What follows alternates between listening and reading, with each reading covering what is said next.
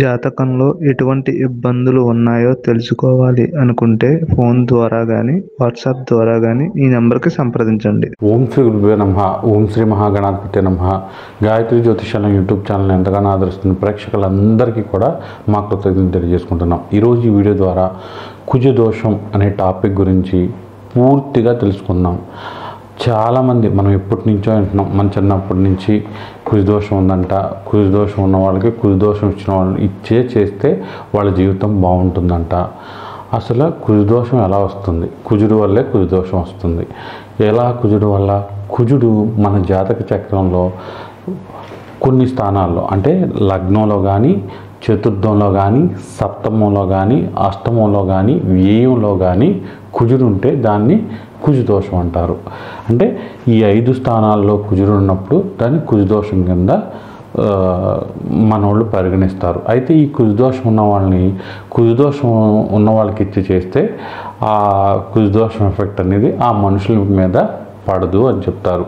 అయితే ఏంటంటే ఈ కుజదోషం వల్ల ఎలాంటి నెగిటివ్ ఎఫెక్ట్స్ వస్తాయంటే వివాహం లేట్ అవుతుంది, అలాగే సంతానం లేట్ అవుతుంది, మూడోది రుణ బాధలు ఎక్కువ అవుతాయి. అన్నీ జరగాలని లేదు, రుణ బాధలు ఎక్కువ అవుతాయి.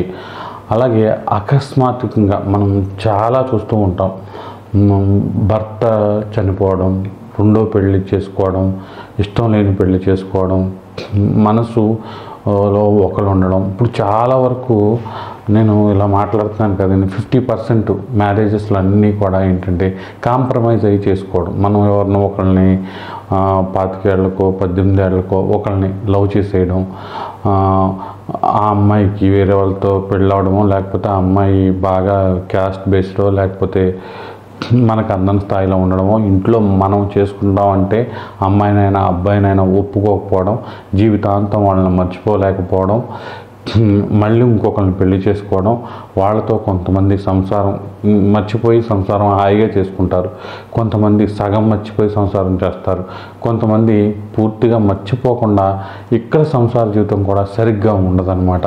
తాగుడు ఇలాంటివి ఉంటాయి. వీటిలన్నిటికీ ఈ దరిద్రాలన్నింటికీ కారణం కుజదోషమే అని చెప్తారు. అయితే భయపెట్టడం కాదు. అయితే ఏంటంటే కుజుడు 1వ స్థానంలో ఉంటే కుజదోషం ఎఫెక్ట్ అనేది ఎలా ఉంటుంది అనే విషయాన్ని కనుక మనం పరిశీలించినట్లయితే కుజుడు 1వ స్థానంలో ఉండి సప్తమ దృష్టితో 7వ స్థానాన్ని చూస్తాడు. అంటే వివాహానికి సంబంధించిన స్థానాన్ని చూస్తాడు. కాబట్టి వీళ్ళు భార్య అయినా భర్త అయినా ఎవరికైతే రాశిలో లగ్నంలో కుజదోషం ఉంటుందో, అంటే కుజుడు ఉంటే లగ్నంలో దాన్ని కుజదోషం కింద పిలుస్తారు. కాబట్టి లగ్నంలో ఉంటుందో వాళ్ళు చాలా తీవ్రమైన కోప స్వభావం అన్నమాట. వద్దు, నాకు అక్కర్లేదు, నేను తిన్నాను.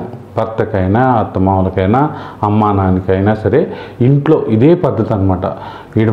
ఈ అమ్మాయి మాట ఎందరా, లేకపోతే వీడు అసలు మాట ఎండరా బాబు మనం చెప్పింది. వాళ్ళ ప్రవర్తన అసలు వీడికసేపు మన దగ్గర కూర్చుంటే వీడు వెళ్ళిపోతే బాగుండరు బాబు ఇక్కడి నుంచి అన్నట్టుగా అనిపిస్తుందంటే అతనికి లగ్నంలో కుజుడు ఉండడం, సప్తమాన్ని చూడడం, దీన్ని ఒక రకమైన కుజదోషం అంటారు. ఇక 2వ కుజదోషం, వీళ్ళకి కూడా ఏంటంటే తొందరగా పెళ్ళవదు, అలవాట్లు పెరుగుతాయి, మగపిల్లల్లో వివాహం కోసం అనేక రకాలుగా తిరగాల్సి వస్తుంది, అప్పుల బాధలు కూడా ఉండే అవకాశం ఉంటుంది. ఇక 4వ స్థానంలో కుజుడు ఉంటే దీన్ని కూడా కుజదోషమే అంటారు. అయితే ఏంటంటే 4వ స్థానం కేంద్ర స్థానం కాబట్టి కొంతవరకు ఇది పెద్దగా బయటకు చెప్పుకోలేని బాధలు ఉంటాయి అన్నమాట వీళ్ళకి. ఏంటంటే భర్త చక్కగా మాట్లాడతాడు, నవ్వుతూ ఉంటాడు, నా పెళ్ళం బంగారం అంటాడు, కానీ బయట వేరే వాళ్ళతో సంబంధాలు ఉంటాయి, అప్పులు చేస్తూ ఉంటాడు. ఫస్ట్ అత్తమామల దగ్గర నుంచి వచ్చినంతసేపు లాగేస్తాడు, తర్వాత అత్తమామల నుంచి ఏదైనా రావట్లేదు అనుకోండి అప్పుడు రివర్స్ అవ్వడం. ఇక ఎన్ని అధవేషాలు వేసినా సరే భార్యదే తప్పు అంటాడు. ఇది మగవాళ్ళలో. ఆడవాళ్ళలో అయితే ఈ 4వ స్థానంలో కుజదోషం ఎలా చూపిస్తుంది అంటే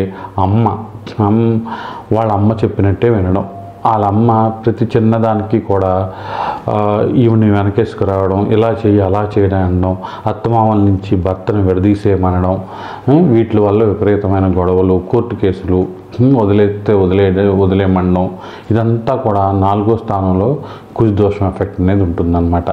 ఇక 7వ స్థానంలో కుజదోషం ఎఫెక్ట్. ఇది చాలా సున్నితమైన స్థానం. ఈ స్థానంలో కుజదోషం ఉన్న వాళ్ళకి అన్నిటికన్నా అంటే ప్రమాదకరం అయినప్పటికీ కూడా ఈ స్థానంలో కుజదోషం ఉన్న వాళ్ళకి ఏంటంటే చాలా వరకు ఇబ్బంది ఏంటంటే చాలా పొగరు ఉంటుందన్నమాట, విపరీతమైన పొగరు. వీళ్ళు పెళ్ళికి ముందే విపరీతమైన శృంగార జీవితాన్ని అనుభవించేసి ఉంటారు. ఈ విపరీతమైన శృంగార జీవితాన్ని అనుభవించేసి ఇది బయటికి చెప్పలేని ఒక బాధాకరమైన విషయాలు అన్నమాట. ఆ వచ్చిన పార్ట్నర్ కూడా అలా ఎందుకు కుజదోషం ఉన్న వాళ్ళని చేయాలంటే వాళ్ళు కూడా, కుజుడు అంటే యాక్టివ్నెస్ అనమాట, కుజుడు అంటే శృంగార సామర్థ్యం, కుజుడు అంటే ఎనర్జీ. ఆ ఎనర్జీ సేమ్ లెవెల్ ఉన్న వాళ్ళని అంటే ఏంటంటే కుజదోషం ఉన్న వాళ్ళని చేయడం అంటే ఆ సెక్సువల్ ఎనర్జీ కానీ స్టామినా కానీ సేమ్ లెవెల్ ఉంటే వీళ్ళకి వాళ్ళు సెట్ అవుతారు. కానీ అలా కాకుండా కుజదోషం లేని వాళ్ళని మనం చేసినట్లయితే 7వ స్థానంలో ఒకరికి కుజుడుండి ఇంకొకరికి సరైన కుజదోషం లేకపోతే వీళ్ళు ఈ నెట్లో చూసి ఈ ఒక రకరకాల పద్ధతులకు అలవాటైపోయి ఈ భార్య అయితే భర్త, భర్త అయితే భార్య బాగా ఇబ్బంది పెట్టే అవకాశం ఉంటుంది. దీనివల్ల కూడా ఈ విషయాలు తట్టుకోలేకపోవడం, తన్నులు తినడం, ఒకప్పుడైతే ఏంటంటే అలా కూర్చుని ఏడవడం, ఆడు ఇంకా విపరీతంగా బయట ఇంకా ఎక్కువ సంబంధాలు పెట్టుకోవడం, లేకపోతే భార్యను పూర్తిగా నెగ్లెక్ట్ చేసేయడం, ఇలాంటివి ఉండే అవకాశం ఉంటుంది. ఒకవేళ ఆడవాళ్ళలో ఇది ఉన్నప్పటికీ కూడా వాళ్ళ ఫ్యాంటసీలు కూడా రకరకాలుగా ఉంటాయి.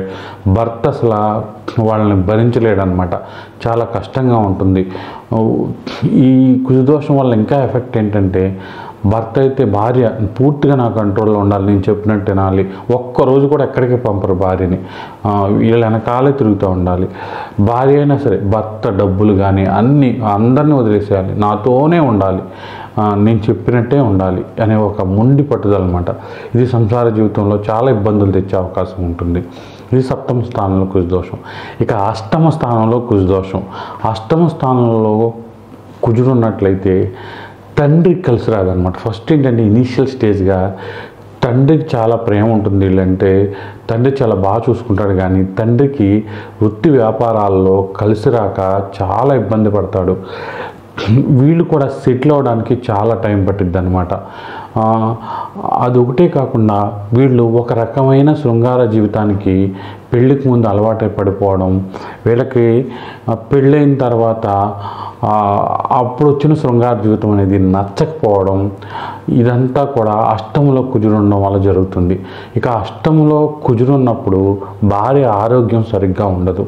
శృంగార జీవితానికి ఆ భార్య అయితే భర్త, భర్త అయితే భార్య అనారోగ్య సమస్యల వల్ల, ఇతరితర సమస్యల వల్ల సరిగ్గా సహకరించరు అనమాట. వీళ్ళు ఇప్పుడు కూడా బయట శృంగార జీవితం కోసం ఎత్తుక్కోవడం లాంటివి జరుగుతూ ఉంటాయి. అయితే ఇప్పుడు మీరు అష్టమంలో నాకు కుదురున్నాడా లేడా అనేది ఎత్తుక్కుని గొడవలు పెట్టుకోమని కాదు, కానీ చాలా వరకు పార్ట్నర్ అష్టమంలో కుజుడున్న వాళ్ళు పార్ట్నర్ హెల్త్ని చాలా చాలా జాగ్రత్తగా చూసుకోవాలి. ఇక 12వ స్థానంలో కుజుడుంటే ఇది కూడా కొంచెం ఇబ్బంది పెట్టే కుజదోషమే. వీళ్ళకి ఏంటంటే అందరూ శత్రువులే. ఎవరెవరు? సొంత బాబాయిలు, అన్నలు, తమ్ముళ్ళు, వీళ్ళందరూ శత్రువుల కిందే ఉంటారు. వీళ్ళతో ఎవ్వరూ కలవరు. వీళ్ళకి అనేక రకాల మానసిక సమస్యలు ఉంటాయి. వీళ్ళు ఎందుకు అలా ఉంటారో అర్థం కాదు. ఆడవాళ్ళని చూడగానే పారిపోతారు, ఎవరితోనూ మాట్లాడరు. చెల్లెళ్ళతో కానీ అక్కలతో కానీ వీళ్ళ రిలేషన్ అనేది అసలు రిలేషనే ఉండదు, ఏదో మాట అంటే మాట అన్నట్టుగా ఉంటుందన్నమాట. వీళ్ళకి విపరీతమైన ఆర్థిక కష్టాలు కూడా ఉండే అవకాశం ఉంటుంది. దాంపత్య జీవితంలో కూడా చాలా వరకు ఆనందం అనేది చాలా తక్కువగా ఉంటుంది. ఒంటరిగా ఎక్కువ ఉంటూ ఉంటారు. వీళ్ళు ఏంటంటే వీళ్ళ కర్మ ఏంటంటే భార్య ఎక్కడన్నా వీళ్ళు మిలిటరీలో లేకపోతే వేరే చోట ఎక్కువ నెలలు షిప్స్లో ఉద్యోగాలు చేస్తూ ఉంటారు. భార్య వేరే చోట ఉంటుంది. వీళ్ళ శృంగార జీవితం అనేది కొంచెం దూరంగా ఉండడం. ఆడవాళ్ళలో కూడా అంతే, వీడు ఎక్కడో ఉద్యోగం చేయడం, భర్త ఎక్కడో ఉద్యోగం చేయడం, వీళ్ళు దూరంగా ఉండడం. ఇంకా మిగతా విషయాల్లో నేను చర్చించి తెలుసుకోలేదు. ఇలాంటి ఆర్థిక బాధలు, ఈ జీతాలు వస్తే తప్ప పిల్లల్ని వీళ్ళ జీవితం ఒక సాక్రిఫైసింగ్ అనమాట. పిల్లలని పోషించాలి కాబట్టి ఇలాగే ఉండాలి, తప్పదు. ఏదో పెళ్ళి అంటే పెళ్ళి అంతే, అది ఎందుకు చేసుకున్నాం అర్థం కాని పెళ్ళి అన్నట్టుగా ఉంటుంది. ఇది 12వ స్థానంలో కుజదోషం. ఇక మనం రెమెడీస్ విషయానికి వస్తే, కుజదోషం ఉన్న వాళ్ళకి చిన్నప్పటి నుంచి కూడా తెలిసిపోతుంది అనమాట. ఇతను ఏంటంటే చాలా కోపం, విపరీతమైన కోపం ఉంటుంది, ఎవరినే లెక్క చేయడు, కొడతాకి వెళ్ళిపోతాడు. అయితే ఇది కుజుడు బలంగా ఉంటే. కుజుడు బలహీనంగా ఉంటే వీళ్ళకి విపరీతమైన శృంగార కోరికలు అన్నీ ఉంటాయి. అయినప్పటికీ కూడా చేద్దాం అనుకుంటాడు కానీ చేయడు. చేసినా చాలా సీక్రెట్గా ఎవరికి తెలియకుండా వీళ్ళ శృంగార జీవితం అనేది జరుగుతూ ఉంటుంది. ఇలాంటి ఏ ఇబ్బందులు ఉన్నా సరే ఖచ్చితంగా సుబ్రహ్మణ్య అష్టకాన్ని ఒక 3 నెలల పాటు రోజు కూడా 3 సార్లు లేదా 11 సార్లు చదువుతూ ఒక 3 నెలల పాటు సుబ్రహ్మణ్య అష్టకాన్ని చదవడం.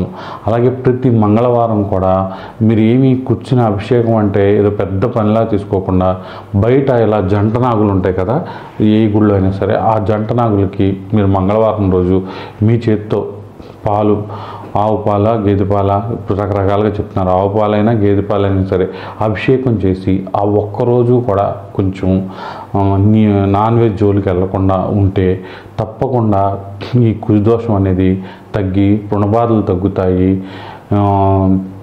అలాగే భార్యాభర్తల మధ్య సఖ్యత పెరుగుతుంది. చక్కటి భార్య కానీ చక్కటి భర్త కానీ వచ్చే అవకాశం ఉంటుంది.